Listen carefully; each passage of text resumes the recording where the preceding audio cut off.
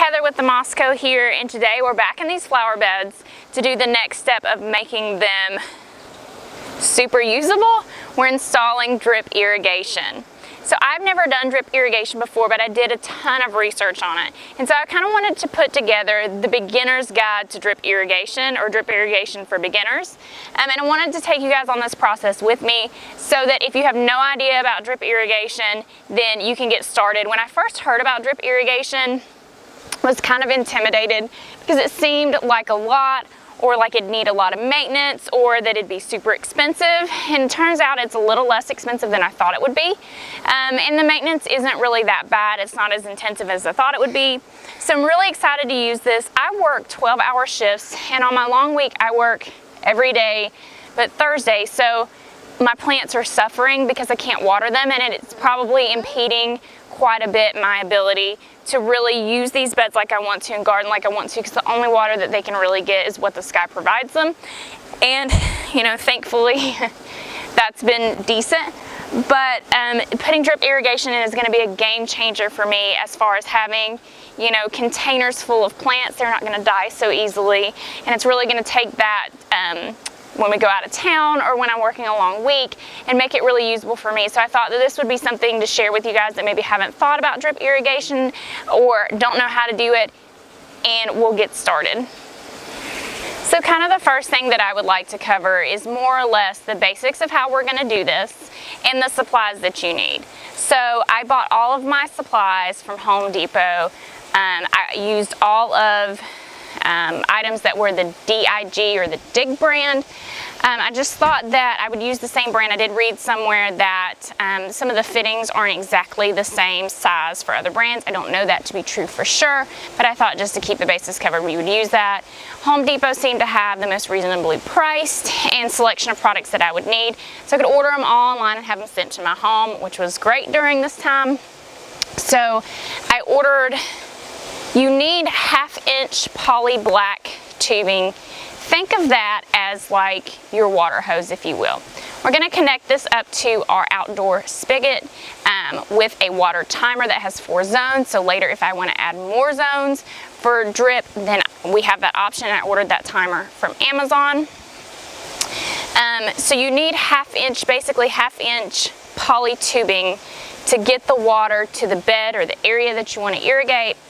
And then you're going to lay out a grid of tubing that has built-in emitters, and there's several different options depending on what you need, and you may have to adjust it depending on what you need, what your water requirements are, what your plants need, what you have planted there, how far apart. So basically in your flower bed though, you're going to lay a grid of, it's called brown tubing, but it's tubing that's now 1/2-inch that has emitters space in it naturally.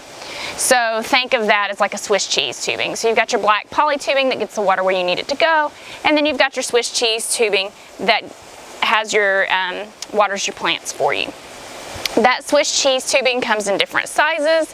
There's 1/4-inch, there's 1/2-inch, and there's also spacing of those emitters. So I bought the one that has 12-inch spacing because I'm going to pack this bed pretty full eventually, and I want it to have plenty of water. You can get 18-inch spacing, just depending on what your needs are. So I just started with 12-inch, and we'll see how that goes.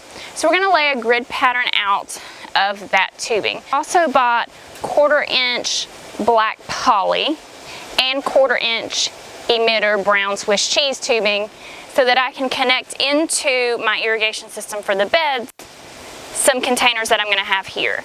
There's 2 types of containers I want to do. I want to do 5 containers on the edge here that are going to be seasonal items. You know, mums for the fall. I really love fall and I love mums. And then after they're done, after Thanksgiving, I want to pack them with bulbs. So in the spring we'll have bulbs. Once those bulbs are done, we can change those out to summer annuals. And so I want those to line this area, but having drip irrigation in those pots. I also want to bring my pots that Jackson is currently growing his little garden, if you will, that's near the RV pad. I want to bring those up here too and hook them up on drip so that they have the opportunity to remain watered and maybe continue bearing fruit and do a little better than they're doing right now. They're looking a little sad. I haven't watered them in a while because I've been working on this, and that's, you know, the whole reason of the drip irrigation. So the first thing that we're gonna do, and this is the kind of the steps we're gonna take, is lay out our grid of brown Swiss cheese 1/2 inch tubing. Let me explain the difference why we're using some 1/2 inch and some 1/4 inch. So your hose is only going to provide, or your spigot is only going to provide enough pressure for you to run so much line. And I've seen people online run a lot of line with these, so it's more than you think, but you want to be mindful to conserve that. Also, containers aren't going to need a 1/2 inch tube or as much water as, say, you will be when you're covering a lot more area with your bed. So you want to use that 1/4 inch tubing. Also, it's a little easier to hide it.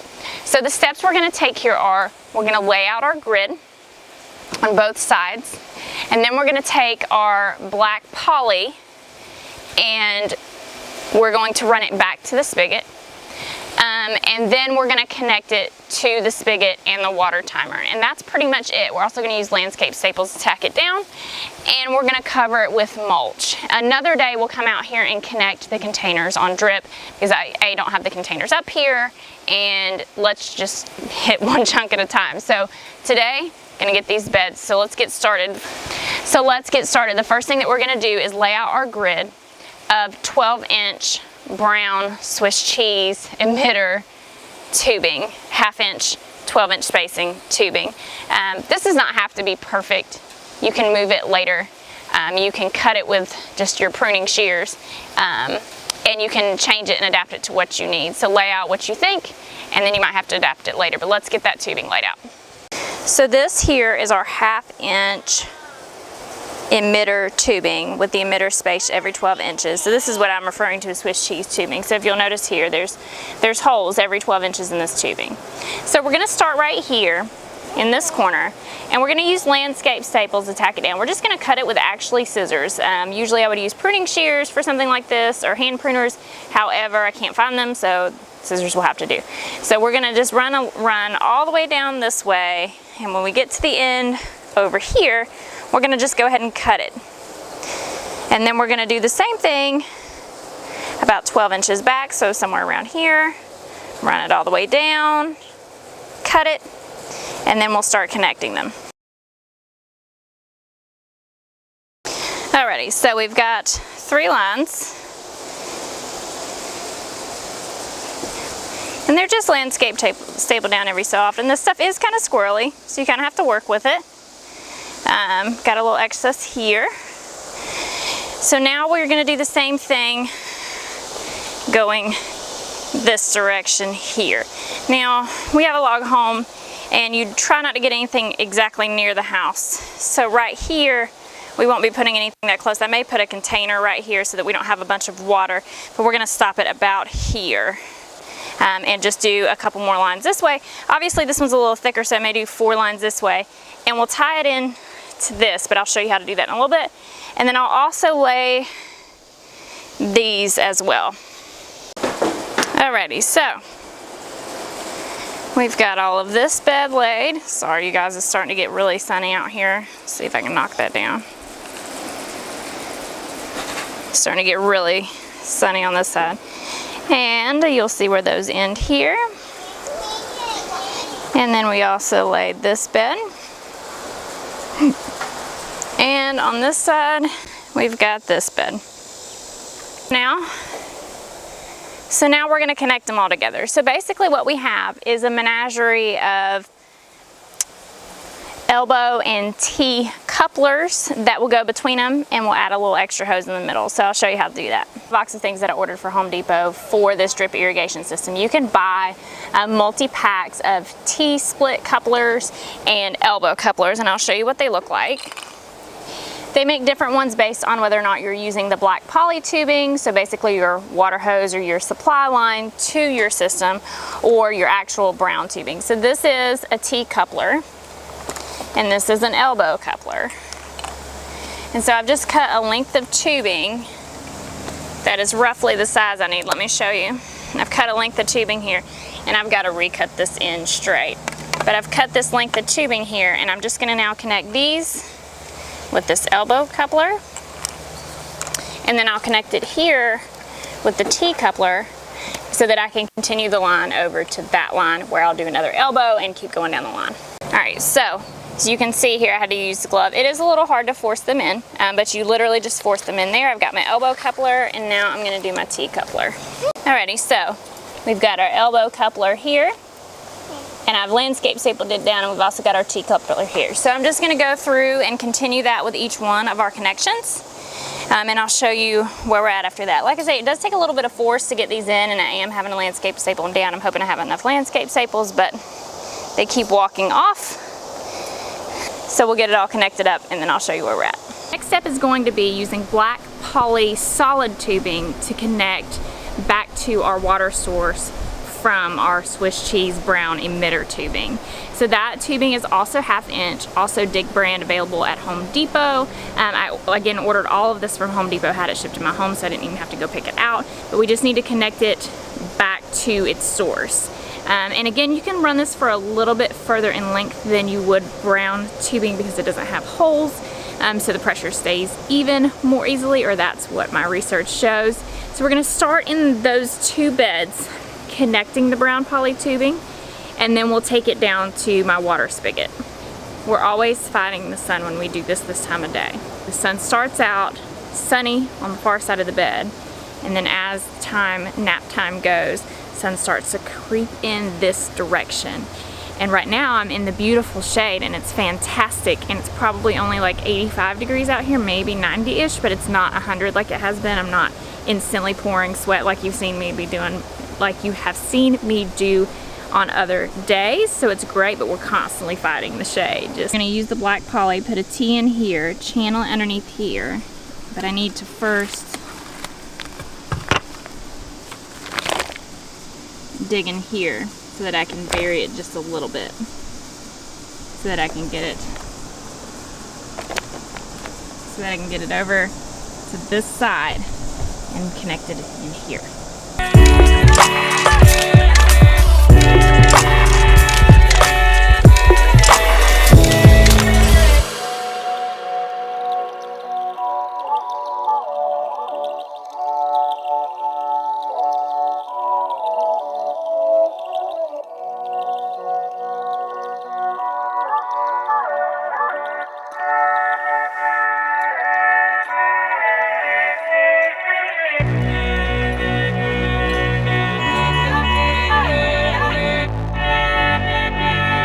So we've got the 2 beds connected now underneath the walkway. So now we need to connect the top of this bed down to our water source. So let me show you what I'm talking about. So now what we want to do is go from here, go along here, we're going to go over the side here, and we're going to sneak it in that little groove right there, because my water spigot is down there. So we've got our T in here, and then our black poly tubing to the corner here, to the corner, right there if you can see it. So now I've got these, there you go, to the corner. So now I've got these elbow pieces. We're gonna cut this here and elbow it down so that we can get it to go along the edge there.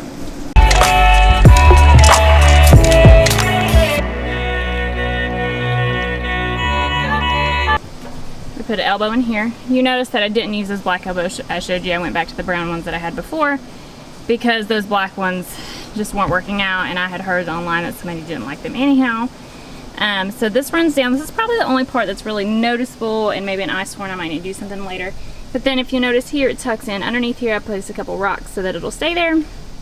Need to come back in and add some rocks here. It just kind of gets washed away throughout the years. But rocks, and it's underneath there all the way down to here. Get it to focus. To here, so that we can connect it to the spigot. Now I'll show you how to do that now. Now I wanted to show you kind of the brains of the operation here. So what we have here is the spigot. This is a Y splitter. I got this off Amazon, and this is a timer. I got a 4-zone timer, that way if we want to add some zones later or water the lawn with it, something like that, we do have those 4 zones available. And then I had to get a Y splitter because my kids love to play with the water hose, and if I decided to take up their water hose, there'd probably be a mutiny on my hands. So there's a couple more items that you need in order to get this black 1/2 inch poly tubing connected to your timer. So I purchased this kit here from Home Depot, and it contains a couple of items.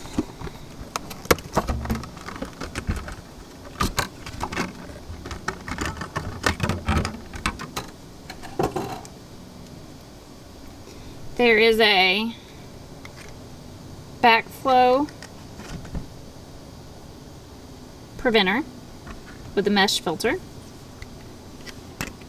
Then we have a pressure regulator, and finally an adapter to take our water hose fitting down to a 1/2 inch fitting. So I'm just going to connect these up in that order. So we've got that all connected up here.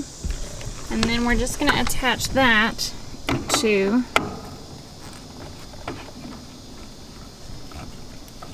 our timer. So I'm going to get that hose connected to our fittings, and then we can try it out. I'm super excited. So let's turn it on. Let's see if we've got drip.